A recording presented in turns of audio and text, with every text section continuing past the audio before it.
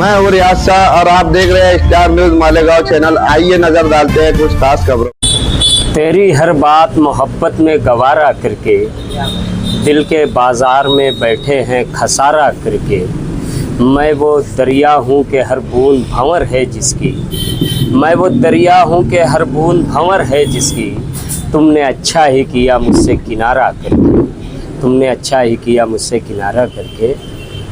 एक बात दरअसल ये अर्ज़ करनी थी कि आप लोगों को मालूम है कि मालेगांव शहर समाजवादी पार्टी के ज़िम्मेदारान की जानिब से, वर्करों की जानिब से एक इंतबा दिया गया था शहर के एक लीडर के लिए, क्योंकि उन्होंने हमारे लीडर के लिए नाजिबा कलमात का इस्तेमाल किया था और उसी के लिए हमें आयशा नगर पुलिस स्टेशन से एक नोटिस दी गई या हमें वहाँ बुलाया गया 15 दिन मुकम्मल होने पर। पीआई साहब ने हमें बुलाया, गौतम ताइड़े साहब ने हमें बुलाया और बुला करके तमाम वर्कर्स के नाम थे वहाँ पर और उनको जो है तो समझाया गया कि आप ऐसा कदम न उठाएं जिससे शहर का लॉ एंड ऑर्डर ख़राब हो।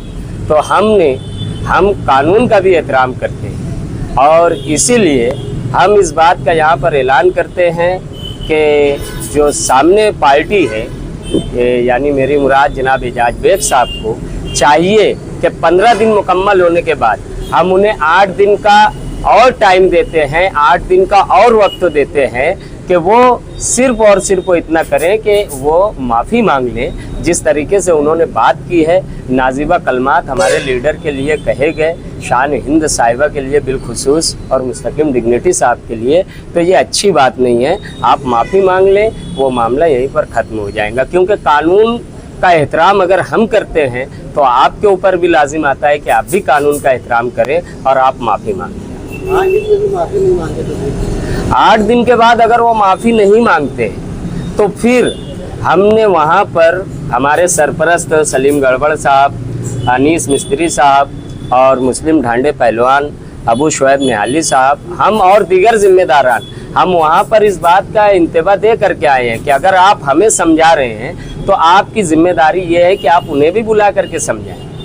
अब वो अगर ले करके कोई सिक्योरिटी चल रहे हैं या कुछ ऐसा चल रहे हैं तो ये अच्छी बात नहीं है। इसका मतलब कि वो तमाशा खुद बना रहे हैं या तमाशा वो खुद बनना चाहते हैं। तो बेहतर ये है कि उनको माफ़ी मांगना चाहिए। मधुबन सद्यादा रसूल करीम अम्माबाद।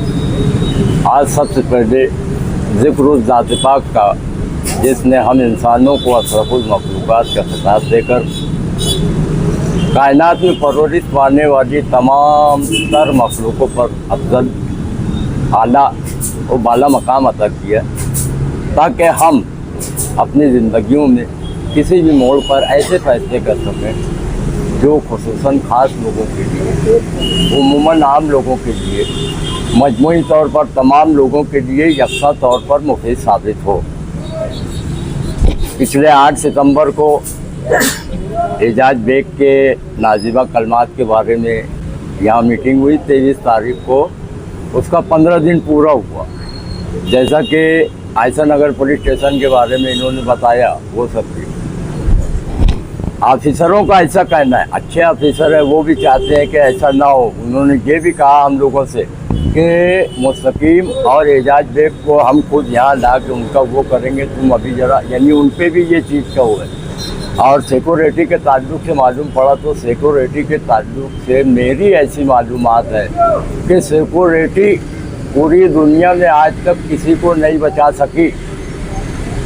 जॉन एफ कैनेडी को चलती गाड़ी में गोली मार दी गई, अमेरिका के सदर को, सऊदीया के शाह फैसल को खुद उनके भतीजे ने गोली मार दी, कोई सिक्योरिटी नहीं बचा पाई। महात्मा गांधी को नथुराम गोडसे, हिंदुस्तान का पहला दहशतगर्द, कोई सिक्योरिटी नहीं बचा पाई। इंदिरा गांधी को खुद उनके बॉडीगार्ड ने गोली मार दी, कोई सिक्योरिटी नहीं बचा पाई। राजीव गांधी बम को तो कोई सिक्योरिटी, तो सिक्योरिटी नाम की कोई चीज़ का, और कोई गोबर के ऊपर सिक्योरिटी लेके चले, ये तो खुद उनके मुंह पे, यानी डार्क कलर पहले ही लग गया।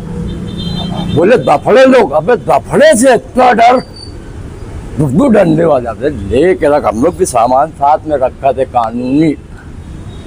हाई कोर्ट तक का तो एजाज बेग साहब से बस यही गुजारिश है कि हमने अपना कोई इरादा न तब्दील किया है न बदला है।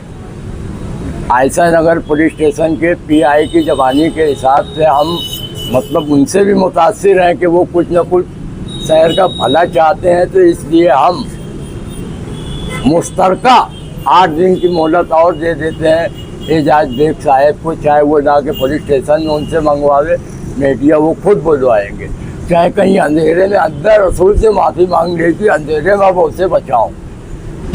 एजाज बेग साहब को जो इंतबा दिया गया था कि शान हिंद और मुस्तकीम डिग्निटी के ताल्लुक़ से जो नाज़िबा कलमात का कहे थे उन्होंने, उस पर 15 दिनों में माफ़ी मांगे।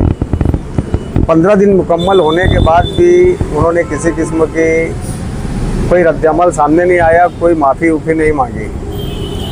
और उस पर हमें आयशा नगर पुलिस स्टेशन की जानिब से जो बुलाना आया, पुलिस डिपार्टमेंट के अफसरों ने हमें समझाया कि हम उनको बुलाकर बातचीत करते हैं और मुस्तकीम से भी बात करेंगे और एजाज से भी बात करेंगे। लेकिन पुलिस डिपार्टमेंट की तरफ से तो उतना नहीं हुआ, लेकिन मालेगांव शहर कांग्रेस सदर को होम गार्ड की सिक्योरिटी दी गई है। आज वो अपने साथ होम गार्ड लेके मतलब उनके ऑफिस के बाहर होम गार्ड पहरे पर है। बस इतना देखे हमने तो मुस्लिम डांडे पहलवान ने जो कहा है कि हम हमारी जानिब से 8 दिन का और उनको वक्त देते हैं पुलिस के इसरार पर। उसके बाद हम हमारा जो ऐलान है वो ऐलान के मुताबिक बराबर हम अमल करेंगे और उसमें हम पीछे हटने वाले नहीं है। और उसके अलावा और भी अलग तरीके से तहरीक चलाएंगे, उसका बाकायदा परमिशन दाखिल करेंगे। वक्त तो पड़ा तो उसका पुतला बनाकर ट्राली के ऊपर उसके इलाकों के अंदर उसको जूते का हार पहनाएंगे, गली गली घुमाएंगे, वो सब कुछ करेंगे हम। बाकी छोड़ेंगे तो नहीं है, तहरीक से पीछे हटने वाले नहीं है। इस वीडियो को लाइक करें, हमारे चैनल को सब्सक्राइब कर बेल आइकन जरूर प्रेस करें। हम